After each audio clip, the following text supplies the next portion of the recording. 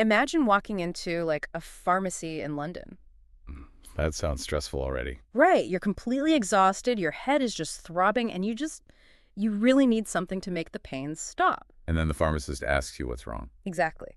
And that's when you realize you don't just need the word hurt. You need to express your exact tolerance, the frequency of the pain, the specific sensation. Because language doesn't just name the world. No, it doesn't. It is the ultimate tool you use to advocate for your own body. I'm Professor Paulo. And I'm Professor Raichel. Welcome to a deep dive that is, honestly, fundamentally about self-advocacy and identity through language. Today is March 18th, 2026. And you are enrolled in the English Conversations course, Group T262. Working so proudly at the CFRL A2 level. Yes. And, we know exactly what it took for you to just hit play today. We really do. You are an adult Brazilian woman studying from home, likely balancing family, maybe a career, the household. The sheer mental load of daily life. Yes, all of it.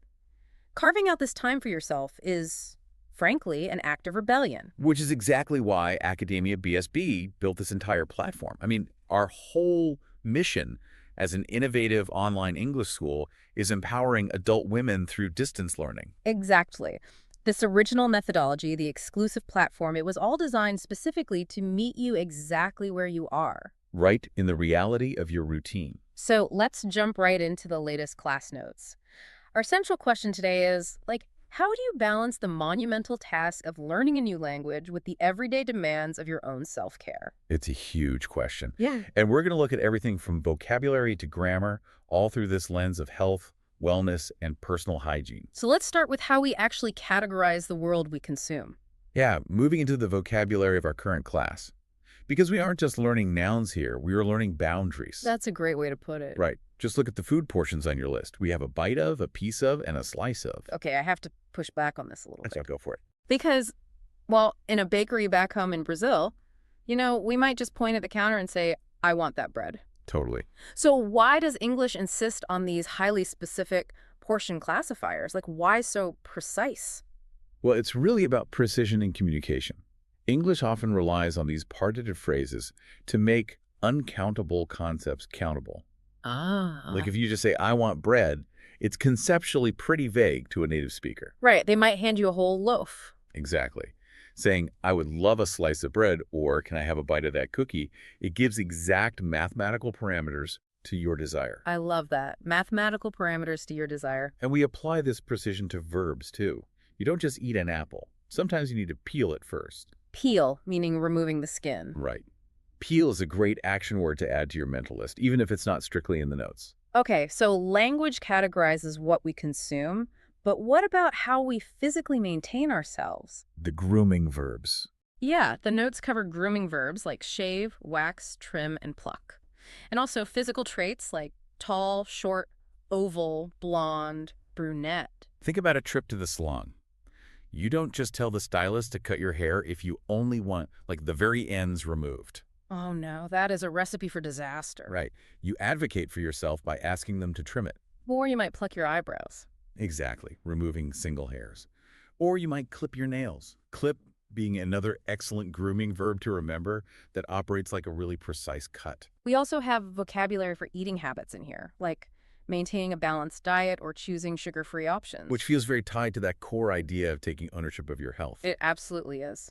This focus actually makes me think of the brilliant poet and activist Audrey Lorde. Oh, I love her work. She famously wrote, caring for myself is not self-indulgence, it is self-preservation. Wow. Yes. And learning the vocabulary of wellness words like sugar-free or balanced diet is literally equipping yourself with the tools for self-preservation. You're putting linguistic boundaries around what you allow into your body. That is so powerful. But, that conceptual precision only works if people can physically understand what you're saying out loud. Very true. Which brings us to the physical mechanics of the mouth. Pronunciation. Looking at the past class, there were some tricky phonetic traps in there. Oh, definitely. Words like Switzerland, when, desert, largest. And considered, covered, specifically, and average. Let's isolate the physical mechanics of just a few of those. Take the word when. People always mix that one up. They do. Often, students blur it with the word went. But the distinction is entirely in the airflow. The airflow. Yeah. When, referring to time, ends with an N, a soft nasal sound that hums in your nose. Right, when. Exactly. Huh. But went, the past action, ends in a sharp, abrupt T that just violently cuts off the air. Went. I see. I remember struggling a lot with desert versus dessert. Oh, the classic trap. The spelling is nearly identical, just one extra S. How does the mouth know the difference without looking at a page? Well, it is entirely about stress. The weight you put on a syllable. Okay, break that down for me. So for desert, the hot, sandy place with camels, you drop the anvil on the first syllable. Dessert. Dessert, got it. But for dessert, the sweet cake you eat after dinner, the weight shifts to the very end. Dessert. Oh, wow. Yeah, that tiny shift in phonetic gravity completely changes the reality of the word. Well, I have to say, whatever phonetic gravity you are applying at home right now is working flawlessly. Oh. Because looking at the class notes for the current class, I mean, look at this. Wait, are there 0 pronunciation mistakes? 0. Not a single one. That is incredible. That kind of phonetic precision is a massive milestone. Since the slate is perfectly clean, let's practice a few challenging new words from the wellness category. I love that. I'll read the word, put it in a sentence, and isolate the word again. Listen closely to the rhythm, everyone. Go for it. Childhood. I have beautiful memories from my childhood. Childhood. Beautiful. We'll take the next one. Wellness. Prioritizing your wellness is essential for a happy life. Wellness. And the final one, hygiene. Good personal hygiene keeps you feeling fresh and healthy.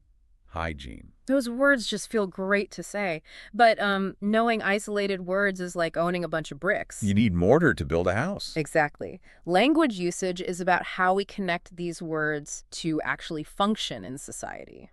And since our theme is self-preservation, let's look at structures related to physical boundaries and discomfort. Like functional phrases. Right. Like, can I say, it's correct to say, it was very painful. And tolerant to pain, intolerant to gluten, intolerant to lactose. That's just the warnings, like, it will hurt. No. And it doesn't hurt. Let's see how these actually sound in the wild. Let's do a quick role play. Okay, set the scene. Let's say we're at a cafe and I'm trying to navigate a dietary restriction while dealing with, like, a physical injury. Oh, I am ready. I'll be the barista. Okay, here we go. I'd love to try that pastry, but I am intolerant to gluten. Is it correct to say it is gluten-free? Actually, it does have gluten. Sure. But we have a sugar-free, lactose-free option. By the way, how was your knee?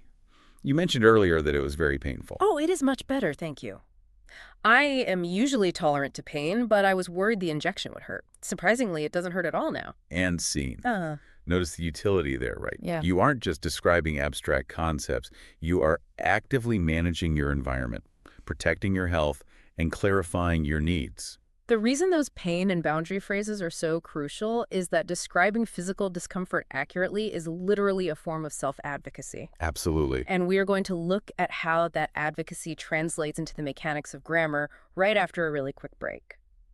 But before we dive into the machinery of the language, take a moment to advocate for your own learning journey. Yes. Log in to the Academia BSB platform. Your gamification points are waiting to be claimed right now.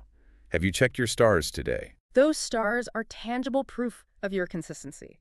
Remember, you can track your progress, see your achievements in the Minhas Conquistas section, and download all your class materials. And please do not forget the book club on academiabsb.com.br. It is such a fantastic space to connect with other women on this exact same journey. Go grab those stars, and we will be right back.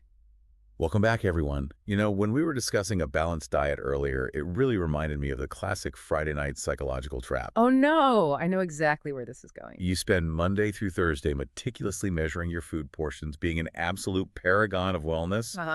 And then Friday at 8 p.m. hits, your willpower just completely collapses. An entire pizza just mysteriously vanishes into thin air.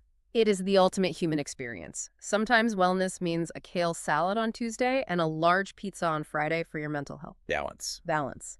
So to quickly anchor us, so far we've explored the vocabulary of physical boundaries, celebrated a flawless pronunciation record, and practiced the functional language of pain and dietary needs. Now, we move from the words we use to the system that organizes them all. I want to look at grammar. People often call grammar the skeleton of a language.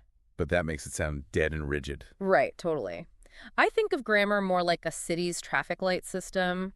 It dictates the speed, flow, and reality of what you're trying to communicate. Oh, there's a perfect analogy. So today we're looking at the present simple and frequency adverbs. We have a scale going from 100% down to 0%. Always, usually, often, sometimes, rarely or seldom, and never. These adverbs are the traffic lights. They tell the listener whether to expect a daily habit or a rare event. But there's a strict rule about where they sit in a sentence, isn't there? There is. They come immediately before a regular verb, like I always drink coffee, but they sit after the verb to be. She is always on time. I have to admit, keeping track of where to put the word usually or always feels a bit pedantic. You think so? Well, yeah. Do native speakers actually care if I say, always I drink coffee, instead of I always drink coffee? They actually do. And there's a fascinating psychological mechanism behind it. Oh, really? Yeah. In English, placing the frequency adverb right before the action verb acts as a warning signal.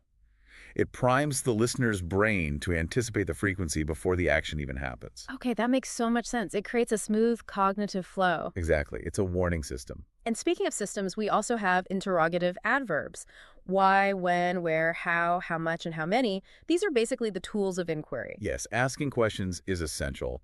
But then we hit the verb tenses themselves. Oh, boy. Regular verbs are pretty predictable algorithms. They just add id in the past. To talk becomes talked. To dance becomes danced. But the irregular verb, they are just pure chaos. A little bit, yeah. Like group 1 changes the vowel to an EU sound. To know becomes new. To blow becomes blue. To fly becomes flew. And group 2 changes the vowel to an A in the past. To swim becomes swam. To sing becomes sang. Okay, why do these irregular verbs even exist to torture us? Like, what is the logic here? Okay, they aren't just rule breakers designed to frustrate you, I promise. Yeah. They are actually ancient survivor words. Survivor words? Yeah, most irregular verbs come from Old English. Words like swimming, singing, flying, knowing they were used so incredibly often in daily medieval life that their forms became permanently etched into the culture. Wow, so they predate the rules. Exactly. When the rest of the language standardized with the ed ending centuries later, these core words just resisted. Yeah. So every time you say knew or swam, you are speaking a piece of linguistic history. You're speaking medieval history. I absolutely love that context. It makes them feel a lot less random, right? It really does. And bringing it back to the present, these structures, affirmative, negative, interrogative, they are how you navigate the modern workplace, your private life, and academic contexts. You state a fact. I played the piano. You ask a question. Did they go to school? You establish a boundary. They did not go to school. Let's see how those historical survivor words and traffic light adverbs operate inside a full narrative. Yes. The reading section this week is a beautiful text about self-care. I'll start reading the first paragraph calmly. In today's world, self-care is no longer seen as a luxury. It is considered an essential part of maintaining both physical and emotional well-being. There is a growing awareness that small daily habits, such as grooming, skincare, and personal rituals, can influence how a woman feels about herself. I just love that tone. And the second paragraph reads, some people believe self-care is only about appearance. Others argue that it is also about confidence, identity, and mental balance. Doing your nails, shaping your eyebrows, or simply taking time to relax, these actions reflect how you value your time and your body. This text is just phenomenal. It completely shifts the narrative from vanity to psychology. It reclaims the narrative entirely. And you know what else could have been written here? The neurobiological effect of these routines. Oh, tell me more about that. When you take 10 minutes to shape your eyebrows or apply lotion, you're physically signaling to your nervous system that you are safe and that you are worth protecting. It's an act of self-worth. Right. Now remember the Academia BSB methodology, everyone. We have just read and analyzed the first two paragraphs together. But the true magic of comprehension requires independence. Yes. Your mission is to read the remainder of the text on your own and tackle the comprehension questions. Which naturally transitions us from consuming someone else's ideas to producing your own. The writing section asked for a 180 to 240-word essay describing your self-care routine. And we have a magnificent submission from student B, Sandra Tisher, from the city of Unai. Sandra's essay is so rich with personal identity. She's a retired hospital worker, which is incredible. Such a demanding career. And she is now stepping into a new career phase as a psychoanalyst. That's amazing. She wrote about her fitness choices, noting she had to choose between swimming and Pilates. She went with Pilates this year, but she also recently started swimming classes too. Plus, she cleans her skin daily and does her nails twice a month to keep them looking natural. The pedagogical objective here is to blend personal narrative with the precise wellness vocabulary and verb tenses we've been studying today. And Sandra did a masterful job toggling between the present simple to describe her current routine and the past simple to discuss her hospital days. If you are listening at home, you might construct a hypothetical routine using today's words like this. I am a brunette woman. To maintain my wellness, I always eat a balanced diet. Sometimes, if I feel run down, I prioritize my mental health by taking a long, quiet walk. That's a great example. Looking at Sandra's notes, the Teacher's Enhancement Insights section is actually blank. Oh, let's fill it in. Okay, if I were providing direct feedback, I would say, Sandra, your narrative voice is captivating. To elevate your second draft, let's weaponize those frequency adverbs from our grammar lesson. Ah, the traffic lights. Yes. Instead of saying you clean your skin daily, say I always clean my skin. Or I rarely skip my skincare routine. It adds a rhythmic punch and demonstrates complete mastery of those grammar rules. That is brilliant feedback. Always aim for that rhythmic punch. Yeah. Now, moving to the watching section, it's currently empty in the notes, but we absolutely cannot skip over the why of this activity. No, we can't. Why do we insist that you experience real-life events, news, movies, and series from native English-speaking countries? Because language does not exist in a vacuum or a textbook, it lives in the physical body. Yes. The general command for this activity is active listening and observation. You need to study the cultural nuances. Right, like when a native speaker is being polite, what does their face actually do? Or how do their hands move when they're frustrated? Exactly. You are observing the invisible communication that happens between the words. It is the context that brings the vocabulary to life. And once you have observed that native rhythm, the final step is to physicalize it yourself, speaking out loud. We have a set of B2 level idiomatic expressions related to health and hygiene today. Idioms are essentially the cultural shorthand of a language. We are going to read these idioms and their context sentences very slowly and deliberately. The purpose of this section is for you to practice shadowing at home. Mimic the pitch, the rhythm, and the attitude. Ready. Let's begin. Under the weather. I'm feeling a bit under the weather today, so I might stay home and rest. Fit as a fiddle. After months of training, she feels as fit as a fiddle. One down. He's been feeling run down after working long hours without rest. Clean bill of health. After the checkup, the doctor gave her a clean bill of health. Fresh as a daisy. After a good night's sleep, she woke up feeling fresh as a daisy. Shadowing those phrases is how you build muscle memory. And speaking of building, let's look at what you have all built together this week. The performance data for this class is staggering. It really is. Both individually and as a collective group, you are perfectly locked onto the path to master the CFRL A2 level. The class stats validate every single minute you've sacrificed to study. You achieved 38 new words in vocabulary growth. Wow. And you logged 48 minutes of intense oral fluency and speech engagement. But my absolute favorite metric, a negative 47% phonetic deviation ratio. Which means the gap between your pronunciation and the target native sounds is shrinking at lightning speed. You literally went from 8 pronunciation errors in the past class to a mathematically perfect 0 mistakes today. A flawless victory. So to summarize our journey today, we weaponized health vocabulary for self-advocacy, we explored the medieval history of irregular verbs, and we mastered the traffic light system of frequency adverbs. For your next step, dive into the bibliographic references. Go to kids.academiabsb.com.br and tackle the quizzes titled An Iceberg Desert in Vacation Opinions. They are brilliant for solidifying these concepts. And looking forward, our upcoming linguistic scope is shifting from the geography of the body to the geography of the world. Directions. You'll learn the mechanics of saying, how do I get to the museum? Or where is the nearest train station? But here is the real question. What do you do if your phone battery dies? It is raining, and you are completely hopelessly lost in the winding streets of London, and you have to ask a stranger for help. That is a high-stakes, terrifying scenario. But don't worry, we will give you the exact linguistic map to navigate it next time. Before we go, I want to tie our theme of self-care and identity to a piece of literary history. Oh, please do. In 1929, the brilliant author Virginia Woolf published a long essay called A Room of One's Own. Her central revolutionary thesis was that for a woman to write fiction, or simply to thrive intellectually, she must have her own money and a literal room of her own. A space completely free from the demands of the world. Exactly. That text completely redefined how we view women's independence. Every time you log onto the platform, every time you practice a new verb, you are building that room for yourself. It is your intellectual space. It is your boundary. So keep defending that space. Because, as our motto reminds us every single day, It's not only about the language, it's all about communication.